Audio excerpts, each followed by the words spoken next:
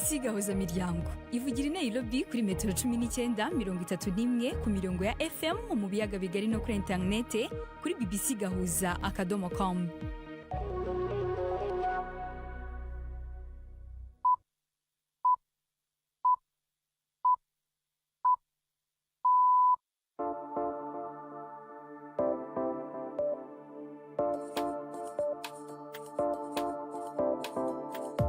Ni saa moya n'igice z'ijoro i Nairobi, ni saa 12 n'igice z'umugoroba mu Burundi no mu Rwanda. Muri kumwe na Latifa Mutesi. Mwiriwe neza abakunzi ba BBC gahuza miryango, mbaye izi ni zimwe mu ngingo z'ingenzi amakuru yacu agiye kwibandaho.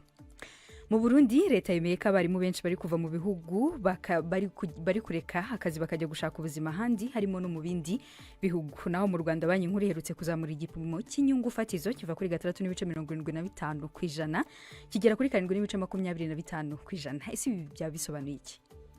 Bivuga ngo inguzanyo cyangwa ikigero cy'inguzanyo byagabanuka amafaranga asohoka bigatuma umuvuduko wo gukomeza kuzamuka ugenda gakeya, none bigatuma ibiciro bitangira kuzamuka buhoro. Naho mu yandi makuru, mu mikino Arsenal iracakirana na Tottenham ku cyumweru muri shampiyona y'Ubwongereza. Ntimucikwe n'andi makuru menshi nabateguriye. Gendi Yves Bucyana. Aya makuru ahagarariwe na Judas Hondemondo.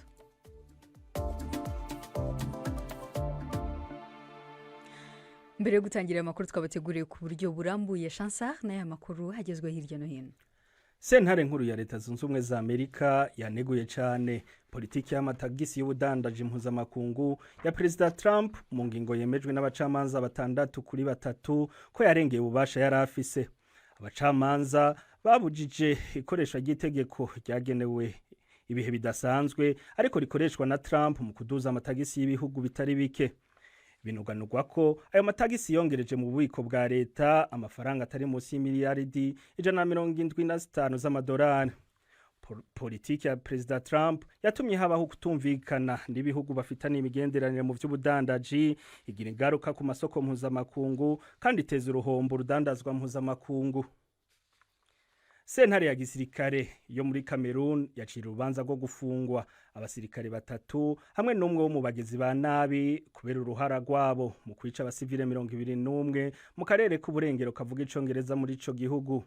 Iryo bara ryabaye mu kwezi kwa kabiri mu 2020 ariko urubanza rumaze imyaka 6 ruriko ruraburanishwa. Abo bagabo bagiriwe n'ivyaha vyo kwica, guturira no gusambura amazu. Ni inkuru ya Ponjiye muvamwijwe rya Giselle Bego. Igitero cyabereye Ngaribo umudugudu uri mu majyaruguru ashyira uburengerazuba bwa Cameroon cyabaye kimwe mu bihe by'ingenzi aho leta yemeye amakosa yakozwe n'ingabo zayo. Abayobozi bwa mbere babanje kubihakana ariko nyuma bakemera kubera igitutu cyavuye ku muryango mpuzamahanga. Abanyamategeko bahagarariye abahohotewe babwiye BBC ko batishimiye icyemezo cy'urukiko cyo kuwa 4 cyo gufunga abasirikare n'uwabafashaga igifungo cy'imyaka 5 kugeza ku 10. Bavuze ko uburemere bw'ibyaha bakoze bwari bukwiye igihano kirenze icyo bahawe. Amashyirahamwe arengera uburenganzira bwa muntu akunze gushinja imirimbanye n'ingabo za leta ibikorwa by'icuraburindi kuva intambara yatangira mu turere tubiri tw'abavuga icyongereza mu 2017. Umuryango w'abibumbye uvuga ko iyo ntambara yishe byibura abantu 600 kandi gatuma abarenga igice cya miliyoni bava mu byabo. Ibihugu 5 bikomeye mu vya sirikare iburaya vyiyemeje kubandanya bikorana mu kwivuna ibitero vyo mu kirere ku giciro gito mu gihe intambara y'Uburusiya muri Ukraine iriko irahindura ivyihutirwa mu bijanye n'umutekano, kandi amakenga ariko ariyongera kuri OTA ku bijanye no gushigikirwa na Leta Zunze Ubumwe za Amerika muri kazoza. Mu nama yabereye Krakow abashikiranganji baturuka mu Budagi, mu Bufaransa, mu Bwongereza, mu Butaliyano no muri Pologne bumvikanye gushira amahera mu buryo bushasha bwo kwigwanira harimo indege zitajamwa abadereva bita drone. Umukuru ajejwe imigenderanire y'ubumwe bwa Buraya n'amakungu Kaja Kallas yagize icashikiriza. Umutekano w'Uburayi uri mu rujijo kurusha uko byigeze kugenda mu myaka myinshi ishize. Uburusiya buteje ikibazo gikomeye. Uburasirazuba bwo hagati nabwo buracyari mu gihirahiro. Naho Ubushinwa ni imbogamizi y'igihe kirekire. Umubano wo ku mpande zombi za Atlantika urimo gusobanurwa bushya, aho Leta Zunze Ubumwe za Amerika zitegereje ko Uburayi bufata inshingano nyinshi mu kwirwanaho. Latifa. Urakoze Chansar.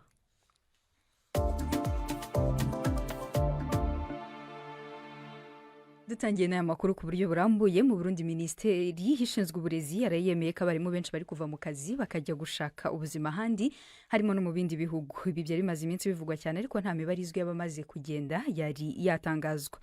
Mu kiganiro cyaraye gitanzwe kuri radiyo ebyiri zo mu gihugu, minisitiri w'uburezi yavuze ko mu mezi atageze kuri 6 gusa abarimu 1,400 bamaze kuva mu mashuri abanza ndetse n'ayisumbuye. Mu mpamvu nyamukuru zituma bagenda harimo umushahara muto abarimu bahabwa mu gihe ubuzima bukomeza guhenda. n'inkuru ya Prime Ndikumagenga. Ikibazo c'abigisha bariko baraheba akazi ku bwinshi mu Burundi baja kurondera ubuzima ahandi cyari kimaze kuvugwa gushika no mu nama nkenguzamateka, ariko n'ubwa mbere hasohotse ibiharuro bitanzwe na leta ubwayo by'urugero rw'ingene uwo murindi ungana. Mu kiganiro yatanze kuri radiyo y'igihugu hamwe na radiyo Nderagakuru ishimikira ku bibazo vy'amashure, umushikiranganji ajejwe ico gisata François Havyarimana yaraye yemeje ko umurindi ari munini uhereye ku mashure mato mato n'ayisumbuye. Ibitigiri vy'abigisha bariko baragenda batakazi ni vyinshi kuko birashika hafi 1,800 aho ni mu mashure shingiro n'inyuma y'ishure shingiro, kandi ivyo biharuro nivyo twafashe kuva mu kwezi k'umunani k'umwaka w'2025 gushika itariki 17 z'ukwezi kwa mbere. Murumva ivyo biharuro ni vyinshi. Ariko no muri kaminuza ngo nuko turavye abafise urupapuro rwa doktora kuva mu mwaka w'2020 hamaze kugenda 47. Murumva yuko ico gitigiri ari kinini uravye ivy'igihugu kiba carakoresheje kugira ngo umuntu yige ashike kurwo rugero n'uruhombo runini ku gihugu. Umushikiranganje avuga yuko biterwa n'imvo zitandukanye harimwo ubukene bwatewe na Covid kw'isi yose, ariko ntakana ko cyane mu Burundi umushahara w'abigisha ari muto. Ejo bundi tuvugana n'umwe mu barongo y'amasendika y'abigisha yatubwiye yuko umwigisha afise urupapuro rwa kaminuza mu Burundi ahembwa amafaranga ari munsi y'ibihumbi 400 ku kwezi.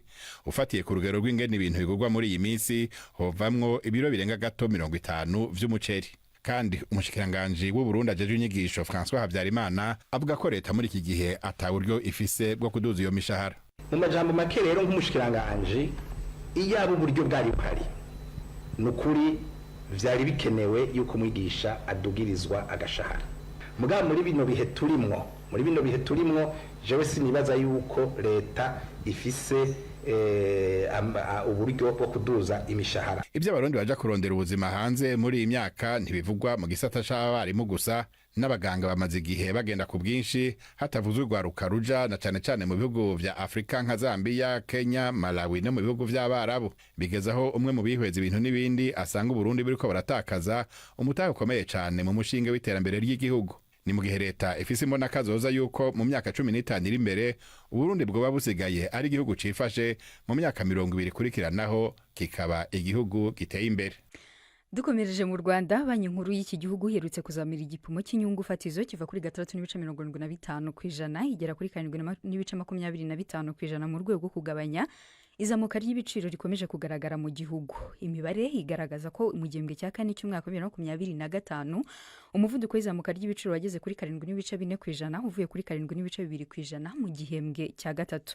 Mu kwezi kwa mbere k'uyu mwaka wa 2026 wo wageze ku 8.9% urenga imbago ngenderwaho za banki nkuru ziri hagati ya 2% ndetse n'8%. Guverineri wa banki nkuru y'igihugu mu Rwanda Soraya Hakuziyaremye arasobanura impamvu bazamuye icyo gipimo.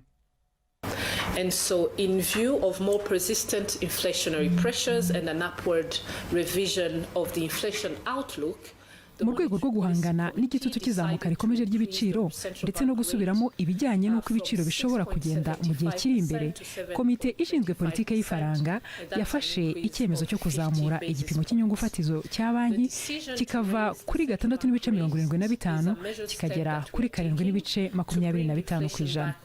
Kuzamura igipimo cy'inyungu fatizo ni urugendo rw'ibyemezo turimo gufata hagamijwe kugabanya umuvuduko w'izamuka ry'ibiciro ngo ujyane n'intego banki iba yarihaye twihaye igomba kuba hagati ya 2 ndetse n'8%. Ibi kandi bizadufasha kurinda ihindagurika ry'ibiciro tukagira ibiciro bihamye. Ibi rero ni ingenzi cyane kugira ngo ubukungu bwacu bukomeze gukura ndetse dukingire ubushobozi bwo guhaha bw'Abanyarwanda mu gihe kiringaniye. Komite ishinzwe politike y'ifaranga izakomeza gukurikirana uko ibiciro n'ubukungu bihagaze kandi yiteguye guhindura politike y'ifaranga igihe cyose igitutu kizamuka ry'ibiciro cyarushaho gukomera kurusha uko tubiteganya. And stands ready to adjust the policy if inflationary pressures intensify beyond our projections. Nyuma yo kumenya impamvu banki nkuru yazamuye iki gipimo nahise mvugisha umusesenguzi mu by'ubukungu Teddy Kaberuka ntangira amubaza iki byaba bisobanuye ku muturage cyangwa se uwo muturage uje kugura cyangwa se umucuruzi. Inyungu ku nguzanyo fatizo abantu bumve ko ari igipimo gifatirwaho kugira ngo banki nkuru nitanga amafaranga kuri banki z'ubucuruzi aba ari cyo inguzanyo ishyiraho inyungu ku nguzanyo, noneho na banki z'ubucuruzi iyo zigiye guha abaturage amafaranga nk'inguzanyo nazo niho bafatiraho. Bivuga ngo rero iyo yazamutse kuko aba ari inguzanyo fatizo nyine, bivuga ngo n'inyungu ku mabanki y'ubucuruzi zazindi twari dusanzwe dufata kwa kundi umuntu agira umushinga akavuga ati ngiye kuri banki bangurize, bivuga ngo hari ikiyongereye kuri cya kiguzi cy'inguzanyo abantu bari basanzwe bafata. Ubwo se ntago byagira ingaruka mu mabanki amwe namwe? Ahubwo bigira ingaruka ya mbere kuko icyo twita ishoramari investment, ni ukuvuga ngo abantu bagana amabanki kubera igiciro cy'inguzanyo kiba cyazamutse. Abantu benshi barifata bavuga bati reka mbe ndetse simpe gufata amafaranga uko niboneye. Bivuga ngo inguzanyo cyangwa ikigero cy'inguzanyo kiragabanuka. Byagabanuka amafaranga asohokanwa bigatuma umuvuduko wo gukomeza kuzamuka ugenda gakeya, none bigatuma ibiciro bitangira kuzamuka buhoro. Ubwo se nk'iyo banki nkuru y'igihugu ivuze ko yafashe icyemezo nk'iki mu rwego rwo kurinda ko mu rwego rwo kurinda ibiciro bihamye, yego, ubwo igihe cyose banki nkuru ifashe icyemezo niko bigomba kugenda kuko ntago bishobora guhinduka, kubera ko banki nkuru y'igihugu imwe mu nshingano yayo ari banki y'izindi banki. Ni ukuvuga ngo yitanze n'ibwirizwa banki z'ubucuruzi zirabikurikiza kuko ni nk'amabwiriza baba batanze. Ahubwo rero kibaho ni iki, ni ukuvuga ngo isoko ry'inguzanyo kurikira, kubera ko bizwi nko mu ihame ko iyo igiciro cyazamutse abagura bagabanuka. Kuvuga ngo nimba igiciro cy'inguzanyo cyazamutse abagana inguzanyo baragabanuka. Ibyo byo ni ihame, niko navuga, niko isoko rikora. Uyariho umusesenguzi mu by'ubukungu Teddy Kaberuka wasobanuraga icyo byaba bisobanuye nyuma yaho banki nkuru y'u Rwanda izamuye igipimo cy'inyungu fatizo kikava kuri 3.75% kikagera kuri 7.25%. BBC gahuza miryango kuri Sanganiro mu Burundi ni kuri FM 89.7. Dukomeje n'aya makuru reka tuyakomereze muri Kenya, umubikira ubusanzwe amenyerewe nk'umugore wambara igitambaro mu mutwe ndetse n'imyenda bijyanye akenshi ubucecetse kandi ukora imirimo ya kiliziya, yita ku barwayi se, wenda akaba umuforomo cyangwa se akaba yigisha mu ishuri. Ariko siko bimeze kuri Immaculate Muthoni, umubikira mu muryango wa Mutagatifu Francisco Little Sisters of St Francis. Ntabwo ari umubikira gusa ahubwo ni n'umunyamategeko w'urukiko rukuru rwa Kenya. Ese ahuza ate ku mubikira akaba n'umwavoka? Yaganiriye na mugenzi wacu Dina Gahamanyi. Hakuna tofauti ya Sister Ima na yule sister mwenye ni headmistress mahali ama ni daktari mahali, zote ni professional. Nta tandukanyirizo ry'umubikira uyoboye ishuri cyangwa umuganga ahantu runaka, byose ni imyuga. Nta hantu umunyamategeko atandukaniye nabo. Indangagaciro mbona mu bubikira nizo njyana mu rukiko.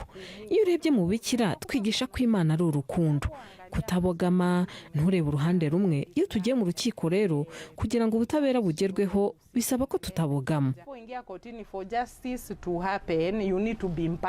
Hari imanza mu by'ukuri zihabanye n'imyemerere ya Kiliziya Gatolika nk'ubutane ndetse no gukuramo inda. Imanza nk'izi uzikora ute? Mimi siziendeshi. My personal conviction hainiruhusu mimi kuchukua kesi kama zile. Imanza nk'izo nge ntabwo nzikora kuko indangagaciro za Kiliziya Gatolika ni indangagaciro zanjye nk'ubikira.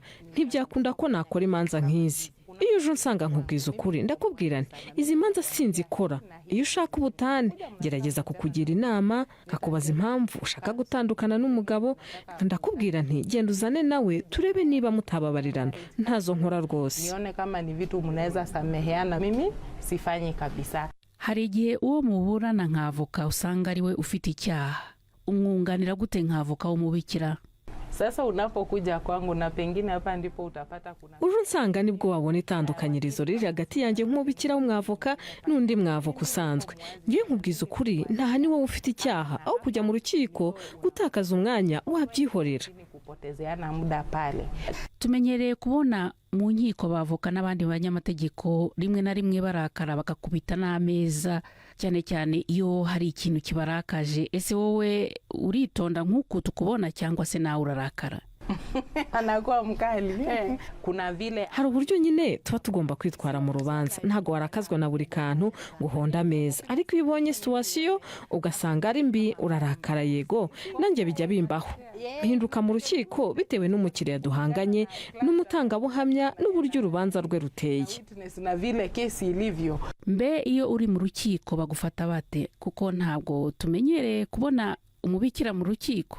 Nilipoanza practice, kila mara nilipokuwa nikilogin kwa the system ya judiciary kuingia kotini, nikishafanya ngitangira uyu mwuga buri gihe ninjiraga mu rukiko, namara kuvuga uwo ndiwe gusa abacamanza bakandeba batangaye ukuntu, nyuma bakambwira bati sister turasaba ko waduha nimero yawe certificate y'umwuga.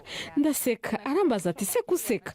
Ndamubwira nti nuko buri gihe iyo ninjiye mu rukiko munsabe iyi nimero. Aransubiza ati nibika kubabazerega, nukubera ko tutamenyereye kubona ababikira benshi mu rukiko. Akaniambia hata usiwahi kasirika, ni kwa sababu hatujazoea kuona watawa wengi wapi kotini. Hari ikintu icyo ari cyo cyose cyaba cyarakubayeho mu rukiko wenda kikagutungura, ese wabyifashemo ute? Haikosi. Na for me kuna kipindi nilikuwa na client fulani, na client akuniambia ukweli. Ntibyabura, hari igihe nari mfite umukiriya ntiyambwiza ukuri ibyo yarakurikiranyweho. Ngeze mu rukiko nsanga ndiho ndavuga ibyo yambwiye, nyamara avoka twari duhanganye yamuregaga ibindi byaha bitandukanye. Nararakaye ndibaza nti kuki umuntu atabimbwiye kare, none nkaba ngaragara nk'igicucu. Uzi icyo nakoze? Nasabye urubanza ko rusubikwa, mbwira umucamanza ko ntashobora gukomeza bitewe n'uko avoka mugenzi wanjye ibyo yavugaga byari bishya kuri njye. Facts ambazo counsel ametoa ni geni kwangu. Nk'umubikira wawe ufite imbogamizi ki mu kazi kawe ugereranyije n'abandi banyamategeko? Kuna kipindi kimoja nilipoingia kotini nikaketi, mtu mmoja hari igihe ninjiye mu rukiko nicaye umuntu umwe arambaza ati sister wayobye, aturakora iki hano kuri umubikira? Umukiriya nari mfite ntabwo yari yamenye ko avoka wari umubikira. Arambaza ati witwa nde? Mubwira amazina. Ati ni wavoka wanjye? Ntiyego. Arambaza ati uravugisha ukuri uravoka? Ntiyego ndavoka. Arambaza ati atese urabyizeye ko uri bushobore kuburana kugeza ku musozo w'uru rubanza? Ndamubwira ntiyego. Ninjye ukunganira. Hari ukuntu nyine societe imbona nkaho ndaho ntagomba kuba ndi. Nashindwa hapa nawe ni kama uko in the wrong place. N'umwanya w'amakuru y'imikino twateguriye na Yves Bucyana. Imikino kuri BBC gahuza miryango. Mwireho neza mwese bakunzi b'imikino kuri BBC. Mpere muri shampiyona y'umupira w'amaguru mu Burundi. Umukino ukomeye cyane kuri uyu wa gatandatu uzahuza ikipe ya Aigle Noir na Bumamuru. Aigle Noir niyo ya mbere muri shampiyona n'amanota 55, naho Bumamuru iri ku mwanya wa gatatu n'amanota 43. Iyindi mikino iteganyijwe ku cyumweru, Dynamique izahura na Vitalo, naho Flambeau du Centre ikazakina na Ngozi City. Mu Rwanda ku cyumweru hazatangira isiganwa mpuzamahanga ku magare rizwi nka Tour du Rwanda. Abasiganwa barimo n'amakipe akina World Tour, no kuvuga amasiganwa mpuzamahanga nka Tour de France. Bazatangirira mu Rukomo berekeza i Rwamagana. N'agace ka mbere k'iryo siganwa mu duce 8 duteganyijwe. Ako gace gafite uburebure bw'ibirometero 174, kakaba ariko gace karekare kurusha utundi muri iryo siganwa. Tujye mu Bwongereza, shampiyona ya English Premier League. Nyuma yaho Arsenal iburiye amanota ku mukino wayihuje na Wolverhampton ya nyuma ku cyumweru, izajya kwa Tottenham muri derby y'amajyaruguru ya London. Intego ari ukugarurira abafana bayo icyizere cy'uko ikiri muri kuruse y'igikombe. Ni mu gihe Manchester City yo izaba yarayikinnye na Newcastle United ku kibuga cya Etihad. Arsenal na City hasigayemo ikinyuranyo cy'amanota 5 mu gihe City ifite umukino w'ikirarane ndetse ikaba ifitanye umukino na Arsenal mu kwezi kwa 4. Mu yindi mikino izakinwa, Aston Villa izakina na Leeds United, Brentford yakire Brighton, naho Chelsea ku kibuga cyayo Stamford Bridge ikazakina na Burnley. West Ham izaba iri kumwe na Bournemouth. Ku cyumweru Crystal Palace izakina na Wolverhampton ku kibuga cyayo cya Selhurst Park, naho Nottingham Forest ikazahura na Liverpool. Ni mu gihe Sunderland izisobanura na Fulham. Nkiri mu Bwongereza, ikipe ya Leicester City yajuririye icyemezo cyo gukurwaho amanota 6 bitewe no kurenga ku mategeko agenga imari muri shampiyona y'icyiciro cya 2 mu Bwongereza. Ibihano byafatiwe ikipe ya Leicester City n'akanama kigenga mu ntangiriro z'ukwezi kwa 2 bituma bamanuka ku mwanya wa 20 mu cyiciro cya 2, bari hanze y'umurongo utukura, no kuvuga izigomba kumanuka ku kinyuranyo gusa cy'ibitego. Shampiyona y'icyiciro cya mbere mu Bwongereza Premier League yari yarashinje Leicester City kurenga ku mategeko agenga inyungu n'imicungire mu gihe cy'imyaka 3 kugeza ku gice cya shampiyona ya 2023-2024. nayo yajuririye icyemezo cy'akanama kigenga cyo kudahana iyi kipe ya Leicester City kubwo gutinda gutanga raporo zayo z'imari za buri mwaka. Soreze muri tenisi, Jakub Mensik umunyarepublika ya Czech w'imyaka 20 yabujije Yannick Sinner gukina indi final nyuma yo gusezerera uyu mukinnyi wa kabiri ku isi muri kimwe cya 4 cy'irushanwa rya Qatar Open. Mensik yamusezereye amutsinze 7-1. Ibi byahagaritse urukurikirane rw'intsinzi 22 ku mikino 23 kuri Sinner, aho yari yatsinzwe gusa na Novak Djokovic muri kimwe cya 2 cya Australian Open mu kwezi gushize. Uyu Mutaliyani w'imyaka 24 Yannick Sinner yakinnye finali 10 muri 2025, atsinda amarushanwa ya Australian Open na Wimbledon, ariko yatunguwe na Mensik. Nimero ya mbere ku isi muri tenisi, Carlos Alcaraz azahura na Andrei Rublev ufite igikombe giheruka cya Qatar Open muri kimwe cya 2 nyuma y'uko bombi batsinze imikino yabo ya kimwe cya 4. Ayo niyo y'imikino nabateguriye. Ndi Yves Bucyana. muri Afrika no kwisi yose.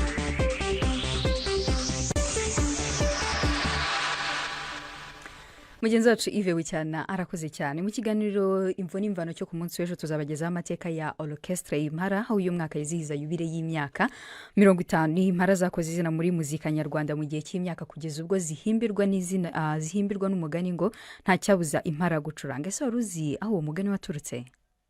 Twe turimo gucuranga, umuntu umwe aragenda ajya hejuru mu giti, yumvishe yishimye yibagiwe ko ari mu giti, niba yashatse kubyina, niba byaragenze gute, ava hejuru ayikubita hasi ahita yitabye Imana. Noneho abashinzwe security baraza baratubaza ngo k'umuntu hari umuntu witabye Imana yari mu giti, umuntu akomeza gucuranga kandi hari umuntu witabye Imana mwaba muritse gucuranga. Noneho turababwira ngo ibyiza reka tubwire aba bantu bishuye, tubabwire ko tugiye guhagarika gucuranga kubera uwo muntu witabye Imana. Noneho seba najya kuri mikoro ngo murabizi tugize ibyago, hari umuntu witabye Imana, ntabwo turongera gucuranga. Umuntu umwe muri bo aravuga ngo nta cyabuze impala gucuranga. Bose barikiriza nta cyabuze impala gucuranga. Noneho uwo mugabo turamubwira none tubigenze dute? Ngo bamujyane, noneho bajyana umuntu wabo, mukomeze mucurange, nta kundi tubabigenza. Turakomeza turacuranga, nuko nguko byagenze. Icyo ngicyo rero cyari ikiganiro Imvo n'Imvano cyo ku munsi w'ejo, turi kubasogongeza ntimuzacikwe.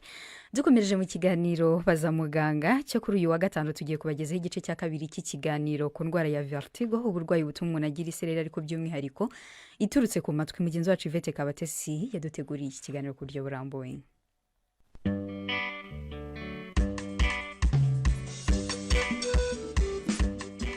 mwiriweho neza. Vertigo ni uburwayi bw'isereri ituruka mu matwi, ariko yo ikaba itandukanye n'izindi kuko ikunze kurangwa no kumva umuntu azengerezwa nubwo yaba yicaye cyangwa aryamye, akaba ari naho ikurizwaho kwitwa muzunga. Mu gice cya kabiri muganga Kayitesi Mukara aratubwira icyo bafasha abafite ubu burwayi. Icyambere turabanza tukaganira kuko dukeneye gutandukanya isereri y'umuntu ushonje, isereri y'umuntu wahagaze mu izuba igihe kirekire akitura hasi, isereri y'umuntu ufite amaraso makeya. Rero dukeneye gutandukanya isereri yindi ivugwa n'abarwayi muri rusange na muzunga. Yari ikibazo cyo mu matwi, hari ibyo dukora byo gusuzuma nyine kugira ngo iyo sereri avuga ko afite umuntu ashoboye kuyimutera ayibone. Ni ukuvuga ngo iyo mbwiye ko yahindukiye agira isereri, biravuga ko nanjye ngomba kumukoresha imyitozo ituma muhindukiza kugira ngo mbone ya sereri, nemeze ko ariyo, nshobore kuyivura, nshobore no kumenya niba irimo guterwa n'ikibazo kiri iburyo cyangwa niba kiri ibumoso, kugira ngo niba kiri iburyo cyangwa ibumoso hari uburyo ngomba kuvura iburyo n'ibumoso, cyangwa nkamenya ko ari bwa bwoko bundi navuze buterwa n'uko hajemo infection, hakazamo nk'amashyira cyangwa amatembabuzi agahinduka. Nabwo iyo ahindutse uwo nguwo mba nkeneye kumenya ko ndi bumushyire ku miti wenda ari buhabwe ibitaro. Ibyo nabyo igihe umuntu agirira isereri uko kiresha bituma nshobora gusobanukirwa ikibazo ubwoko bw'isereri afite n'uburyo buri buvurwe. Rero ikiganiro ugirana n'umurwayi umubaza uko afatwa bituma umenya ngo ikibazo kiragana he, turagifasha gute, kiravurwa gite. Hari nubwo biba ngombwa ko byoherezwa muri physiotherapy kwa kundi mu ngororangingo, kuko niba nagize ikibazo cy'uburwayi bwo gutuma yenda y'amatemba ubuzi yo mu gutwi agiramo infection, bituma urwo ruhande rwo mu gutwi kwanjye rusa nkaho rwacitse imbaraga cyangwa rukagira nka paralize ukuntu, bigatuma umubiri wanjye ukika intege mu ruhande rwa rundi. Kuko akenshi iyo yagize isereri bigasa nkaho bitarimo gukira cyangwa bigatinda, nawe asa nkaho acika intege kwa kundi yagendaga akaba atakigenda. Hari ukubwira ngo rero izi sinyishobora kuzamuka ama escalier, iyo ngiye numva ntarimo kugenda mu murongo umwe, sigaye mfite ubwoba, sigaye ngenda n'inkoni, sigaye nge nafashe ku gikuta. Ni ukuvuga ngo uba ukeneye ko umurwayi yongera gusubirana imbaraga zo kugenda adafite icyo afashe. Ni ukuvuga ngo rero hariho imiti, hariho imyitozo dukora yo gukosora cyane cyane twatubuye twavuye mu mwanya watwo muri bwa burwayi bw'isereri navuze bukunda kuba kenshi. Icyo gihe nta n'imiti bikenera, ni ukusubiza utwo tubuye mu mwanya watwo, tubikorera muri consultation bisanzwe, cyangwa agahabwa imiti ituma isereri ishira no kuruka kuko baba barimo kuruka bishira, ariko ibyo byarangiza agahabwa imyitozo ngororangingo kugira ngo umubiri usubire nk'ukuri. Babandi bibibyimba nabo hari abakenera kubagwa, hari abakenera gushiririzwa, nubwo biterwa n'ikibazo baba bafite. Nano abo ngabo nabo muri ORL nuvuga ngo ni akazi katoreshe kuvura ubu burwayi bw'isereri ituruka mu matwi. Yego biragoye nkuko nabivuze ko numva ko n'utuntu twinshi tuba dushamikiranye. Muri make buri kibazo mbagije umurwayi kiba gifite inzira kimbwira ngo cyaha cyangwa ntucyaha, kuko hano atariho igisubizo kijyanye n'ikibazo umurwayi aba afite. Rero aba bantu mu by'ukuri iyo mumaze kubafasha barakira neza bagasubira mu buzima busanzwe? Biterwa n'ikibazo, ariko mu bibazo byo mu matwi navuga yenda ko 90% bakira, kuko hari bwa bwoko navuze bujyana n'ingeri no kutumva, sibyo? Ubwo ni ubwoko bugenda bugaruka. Bivuga yuko uwo muntu uko afashwe agenda asigarana ubumuga bwo kutumva. Rero uwo nabwo navuga ko akira, agira ibihe byo kuba muzima, akagira ibindi bihe byo kuba arwaye bitandukanye na bandi nakubwiye buko tubuye twavuye mu mwanya watwo. We arakira akaba muzima, ashobora no kumara imyaka 5 ari muzima, bikaba ari byo bitubona kenshi. Bivuga ko isereri tubona kenshi ni za sereri ziba ziri gukire nta ngaruka zisigaje. Hama rero umuntu ashobora kuvuga ngo hari inama mwagira abantu kuri ubu burwayi, kuko wabitubajije bitwa Augustin Himbaza utuye Ikigeme mu Rwanda, nawe kugira ngo yumvireho wenda. Biragoye kwirinda isereri, ariko mu gihe yagufashe n'ubundi ni byiza kwitabira cyangwa kwihutira kujya kwa muganga kugira ngo ufashwe. Iyo ibintu bigaragaye kare bigafashwa kare, gukira biba byoroshye kandi biba bya vuba. Ariko iyo utinze bigusaba umwanya muremure, yenda bikazanagaragara ko yenda hazamo n'ibindi bibazo bikomeye. Rero kwivuza hakiri kare bifasha umurwayi kugira ngo akire neza, ariko bigafasha n'umuganga kugira ngo yoroherwe kuvura uwo murwayi. Muganga Kayitesi Mukara watubwiraga ku burwayi bwa vertigo butera isereri ya muzunga bwabajijwe na Augustin Himbaza. Barakoze rero bombi, muramukeho. Ikiganiro baza muganga nicyo kitugejeje ku musozo w'amakuru twabateguriye kuri uyu mugoroba. Twabibutsa ko mushobora kudukurikira ku mbuga nkoranyambaga zacu zigiye zitandukanye, Facebook na X, BBC Gahuza Miryango, ndetse n'urubuga rwacu rwa website bbcgahuza.com, mugasoma inkuru nyinshi zigiye zitandukanye. Mwari kumwe nanjye Latifa Mutesi, naho kwanga bw'ibyuma twari kumwe na Maxwell Okotha. Aya makuru yarahagarariwe na mugenzi wacu Gerda Siondemondo.